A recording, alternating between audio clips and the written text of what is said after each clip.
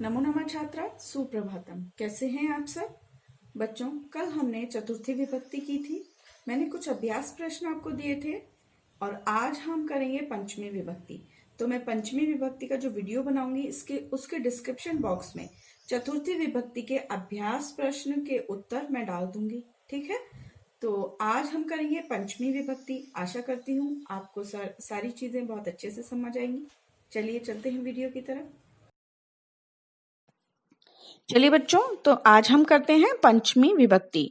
चतुर्थी विभक्ति मैंने आपको कल कराई थी और उसके कुछ अभ्यास प्रश्न मैंने आपको दिए थे, वो मैं आज के जो वीडियो है उसके डिस्क्रिप्शन बॉक्स में डाल देती हूँ। ठीक है, आज मैं डाल दूंगी, तो आप चेक कर लेना आपके क्वेश्चन आंसर्स कितने ठीक हैं कितने गलत हैं। अगर गलत हैं तो उन्हें फिर ठीक कर लेना। ठीक है बच्चों, तो चलिए पंचमी विभक्ति अपादान कारक। अपादान कारक क्या है? हिंदी में भी आप पढ़ते हैं, किसी चीज का अलग होना, है ना। इसमें विभक्ति चिन्ह जो है से और द्वारा समान है ना। से और तृतीय विभक्ति में भी से का प्रयोग किया जाता है और पंचमी विभक्ति में। इन दोनों में फर्क क्या है? दोनों ही का कारक चिन्ह से है, लेकिन इनमें फर्क क्या है? तृतीय विभक्ति में जो से लगता है वो के द्वारा लगता है और इसमें पृथक्करण। जैसे कोई चीज किसी चीज से अलग हो रही है तो उसमें पंचमी विभक्ति आएगी, और किसी चीज के साथ हम कोई कार्य करें तो उसमें तृतीय विभक्ति आएगी। आगे समझाऊंगी। देखिए, चले पहले परिभाषा देखते हैं। जिसमें कोई वस्तु अलग होती है उसे अपादान कारक कहते हैं। अपादान कारक का चिन्ह से है, परंतु इसका अर्थ अलग होना है ना। चलिए, चिन्ह से का अर्थ होता है द्वारा। जैसे एक एग्जाम्पल देखिए, वृक्ष से पत्ते गिरते हैं। ठीक है, तो क्या आएगा? वृक्षात पत्राणि पतंती। ठीक है बच्चों, जैसे बादलों से वर्षा होती है तो मेघेभ्यः वर्षा भवति। हवाई जहाज आकाश से गिरता है, तो अलग हो रहा है ना, पृथक्करण की चीज आ रही है सारी। विमानम आकाशात पतति। ठीक है बच्चों, इस प्रकार से हम देखेंगे पृथक्करण और द्वारा में हम समझते हैं कि किस प्रकार से यह चलता है। ठीक है बच्चों, अब हम देखेंगे कि जो एक वचन, द्विवचन और बहुवचन में किस प्रकार से इनके रूप चलते हैं। देखिए, पंचमी विभक्ति में रामात रामाभ्याम रामेभ्य, स्त्रीलिंग में लताया लताभ्याम लताभ्य, नपुंसकलिंग एक वचन फलात, द्विवचन फलाभ्याम और बहुवचन फलेभ्य। इनके अनुसार आपको चेंजेस करने होंगे। और कोई ये क्या है? अकारांत आकारांत। उकारांत जैसे विष्णु है, उकारांत बड़ा जो ऊ होता है वो उकारांत होता है। ये सारी चीजें फिर हम वो रूप के अनुसार चलती है। ठीक है बच्चों, तो वो हम उनके रूप देखकर बना सकते हैं। चलिए बच्चों, तो चलते हैं नियम की तरफ। यहाँ कुछ नियम मैंने आपके लिए लिखे हैं, आशा करती हूँ समझ आएंगे। देखिए, निम्नलिखित शब्दों व धातुओं के योग में पंचमी विभक्ति का प्रयोग होता है। पहला है बही। बही अर्थात बाहर। ठीक है, बही अर्थात बाहर। जैसे कि इसमें एक एग्जाम्पल दिया गया है, गृहात बही वृक्षः अस्ति। घर के बाहर वृक्ष है, यानी पेड़ है। घर के बाहर पेड़ है। ठीक है, वृक्ष है। एक वृक्ष, वृक्ष है यानी एक वचन है तो वृक्ष है, और वृक्षः सन्ति होता अगर बहुवचन होता तो। ठीक है, तो गृहात बही वृक्षः अस्ति, घर के बाहर वृक्ष है। ठीक है, बही के योग में हमेशा पंचमी विभक्ति लगती है। दूसरा देखिए, विना। विना यानी होता है बिना। ज्ञानात विना नरः मूढ़ः अस्ति। ज्ञान के बिना मनुष्य मूर्ख है। ठीक है, मूर्ख है। इसमें भी विना आपको मैंने बताया था, विना किस किस के योग में लगती है? द्वितीय, तृतीय और पंचमी, तीनों विभक्ति में विना लगती है। अब इसका प्रयोग करते समय हम तीनों विभक्ति में से भी कोई भी लगाते हैं तो भी वो ठीक होता है, लेकिन अगर आप फिर भी किसी शब्द सेंटेंस को समझकर उसमें विभक्ति लगाएं तो ज्यादा अच्छा होगा, है ना। चलिए, तीसरा है अनंतरम, यानी बाद में। ठीक है, जैसे कोई भी चीज हम करते हैं उसके बाद में जो कुछ होता है, तो देखिए, भोजनात् अनंतरम जलम पिब।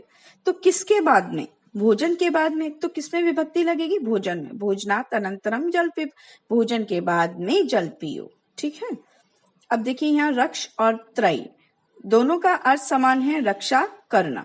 यहाँ पर आपको ये दोनों शब्द दिखे, वहां पंचमी विभक्ति का प्रयोग होगा। जैसे वीरः शिशुम दुर्जनात् त्रायते रक्षति। ठीक है, वीर शिशुम दुर्जनात् त्रायते और रक्षति, इन दोनों में मैंने ऑब्लिक लगाया हुआ है क्योंकि ये दोनों का अर्थ समान है, आप इसमें से कोई भी लिख सकते हैं। ठीक है, वीर शिशु की दुर्जन से रक्षा करता है, इन दोनों का अर्थ रक्षा करना ही होता है। उसी समान 5वां नियम में भी यही है, भी और त्रस। ठीक है, भी यानी डरना और त्रस यानी भी डरना।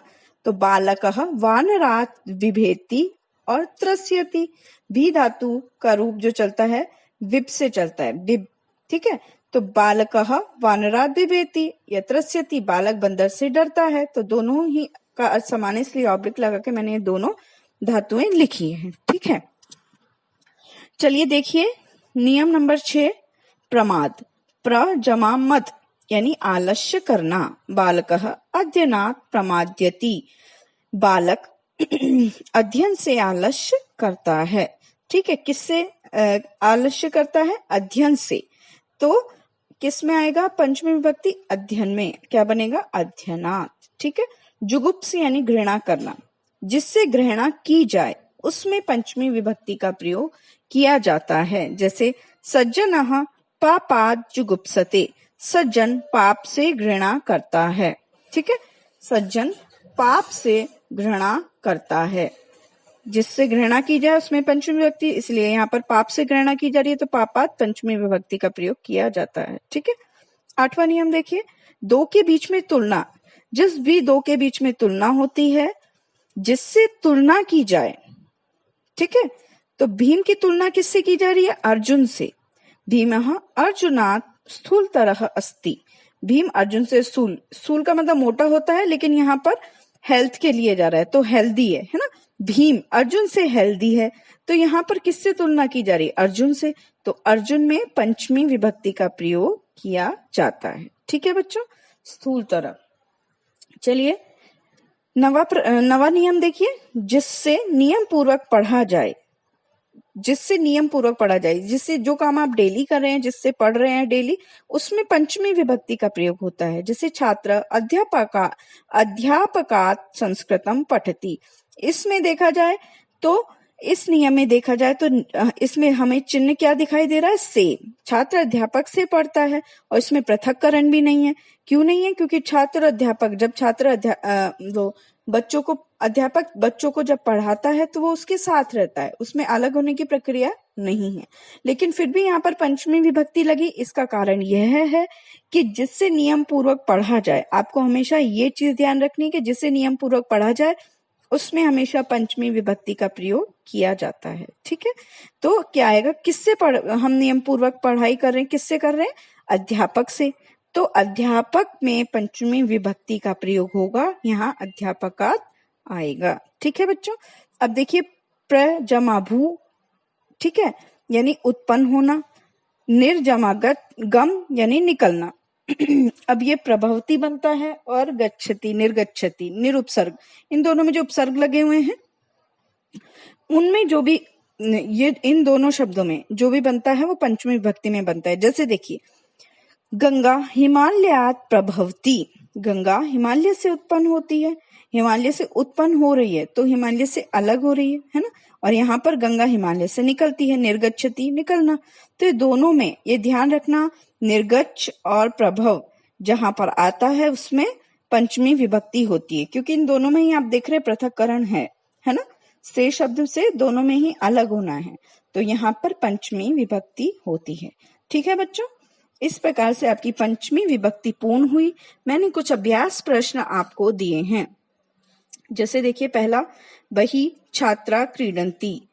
ठीक है, तो यहाँ पर आपको क्या करना है, जो आपको ब्रैकेट में दिए हुए हैं शब्द, उनसे पंचमी विभक्ति बनाकर आपको यहाँ फिल करनी है। जैसे कक्षात् बही छात्रा क्रीडंती।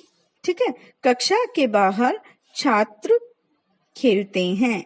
ठीक है, गीता भीतः अस्ति, किससे डरती है? भीत यानी डरना, डरने के योग में पंचमी विभक्ति होती है, आपको पता है।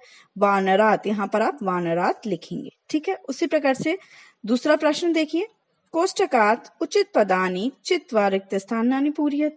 तो इसमें अध्ययनात् और अध्ययनेन मा प्रमद, अध्ययन से यानी अध्ययन से मुझे आलस आता है तो अध्ययनात् यहाँ पर आएगा।